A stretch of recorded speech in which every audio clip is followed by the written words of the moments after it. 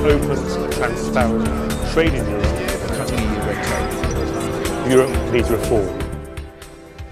Europoslankyňa Jana Žitňanská pozvala na júnové plenárne zasadnutie Európskeho parlamentu v Štrasburgu špeciálnych olympionikov, rodiny s autistickými deťmi a sebaobhajcov zo Združenia na pomoc ľuďom s mentálnym postihnutím. Každá skupina týchto mladých ľudí, detí a rodičov patrí k tým, ktoré v živote ťahajú za kratší koniec. Trojdňová návšteva Štrasburgu a jeho okolia bola pre nich veľkým zážitkom. Som tu so svojimi športovcami a trénermi a veľmi si vážime pozvanie pani europoslankyne, ktorá nám držala palce, pomáhala presadzovať pozitívnu legislatívu na Slovensku v prospech športu osôb s mentálnym postihnutím.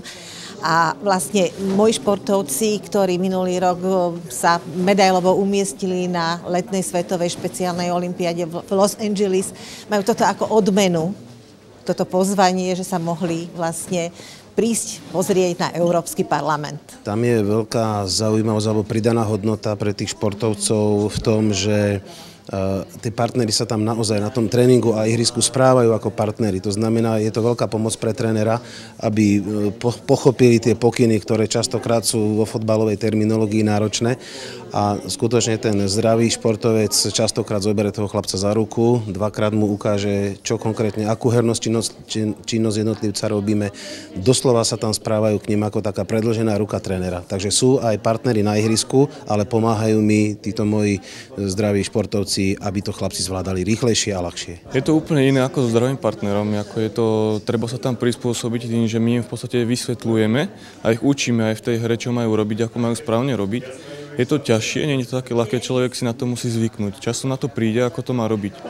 Ja to robím nejaké 3-4 roky a ako dosť to aj človeka zmení, aj to ináč tak chápe tých ľudí a ich vie pochopiť, tých potreby. Futbal mám veľmi dobre, hrávam každý týždeň, aj trénujem, aj minimigu hrávam a ja som aj veľký futbalový fanúšik AC Milano.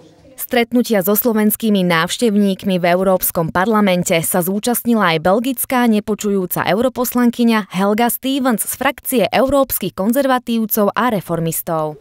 I was very happy to meet a group of disabled people from Slovakia on the invitation of Jana Žitňanská. It was a pleasure to explain to them about my work here in the European Parliament. It's also good to show that disabled people can visit the European Parliament. It was a good experience for them. It was great seeing them here.